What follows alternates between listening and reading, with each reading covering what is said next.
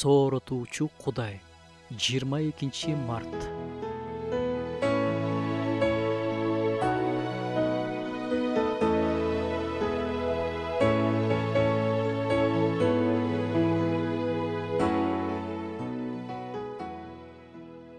Биз адамдардан эмнени издесек, ошону табабыз. Эгерде биз адамдагы жакшыны көргүбүз келсе, анда биз сөзсүз баалуу, татыктуу нерсени табабыз. Ошого жараша ага мамиле кылабыз. А эгерде биз чукулап, жаман нерселерди таап чыккыбыз келсе, андайды да сөзсүз табабыз. Мындай адамга да өзүбүз тапкан нерсеге жараша мамиле кылабыз. Анан биз дагы ал тараптан ошондой мамилени алабыз. Адамдардын ортосундагы мамилелер ушинтип курулат.